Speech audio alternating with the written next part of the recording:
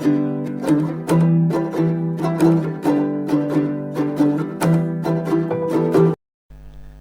hello friends, welcome back to Kumbakonam Savouries.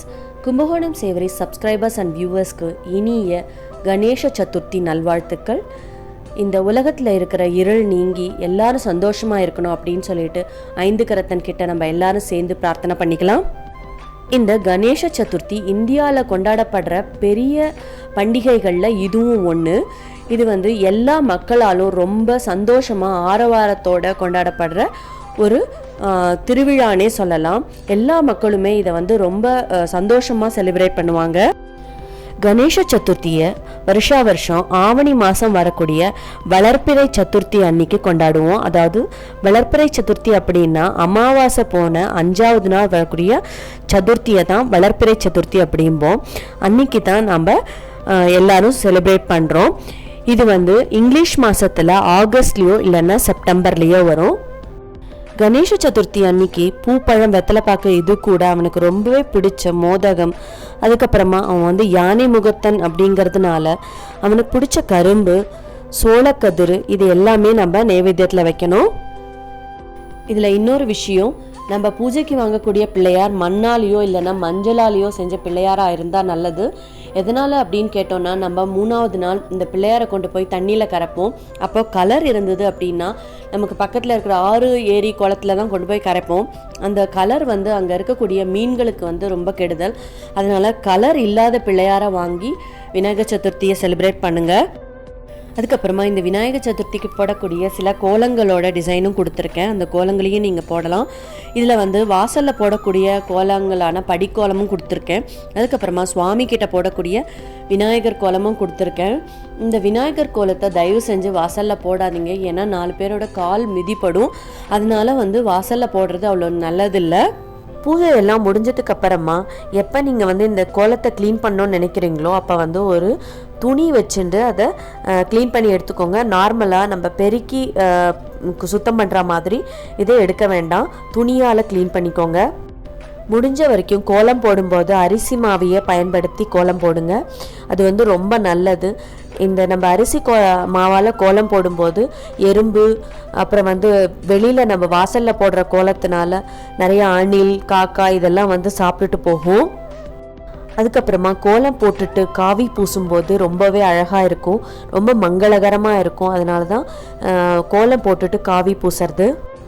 நான் இந்த வீடியோவில் நிறையா கோலம் டிசைன்ஸ் கொடுத்துருக்கேன். இதில் உங்களுக்கு எது பிடிச்சிருக்கோ அதை உங்கள் வீட்லேயும் ட்ரை பண்ணி பாருங்கள். ட்ரை பண்ணி பார்த்துட்டு முடிஞ்சால் எனக்கு ஃபோட்டோஸ் அனுப்புங்க. வாங்க என்னென்ன டிசைன்ஸ் இருக்குதுன்னு பார்க்கலாம். நான் படிக்கோலம் டிசைனும் கொடுத்துருக்கேன், நார்மல் ரங்கோலி டிசைனும் கொடுத்துருக்கேன்.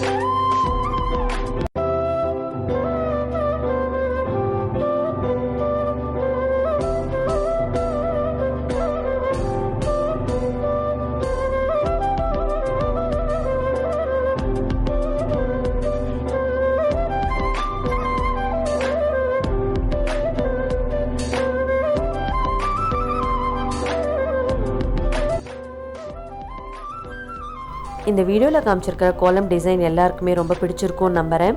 இந்த விநாயகர் சதுர்த்தியை இந்த கோலங்களோட கோலாகலமாக கொண்டாடி மகிழ்ச்சியாக இருப்போம். வியூவர்ஸ் அண்ட் சப்ஸ்கிரைபர்ஸ்க்கு இனிய விநாயகர் சதுர்த்தி வாழ்த்துக்கள். இந்த வீடியோ உங்கள் எல்லாருக்குமே ரொம்ப பயனுள்ளதாக இருக்கும்னு நம்புகிறேன். இந்த வீடியோ பிடிச்சிருந்தது அப்படின்னா மறக்காமல் லைக் பண்ணிக்கோங்க. இந்த வீடியோவை உங்களோட ஃப்ரெண்ட்ஸ் கூடயும் ரிலேட்டிவ்ஸ் கூடயும் ஷேர் பண்ணிக்கோங்க. இந்த வீடியோவை ஸ்கிப் பண்ணாமல் கடைசி வரைக்கும் பார்த்ததுக்கு ரொம்ப நன்றி. பழமையை புகுத்துவோம், பாரம்பரியத்தை காப்போம், ஆரோக்கியத்துடன் வாழ்வோம். தேங்க்ஸ் ஃபார் வாட்சிங்.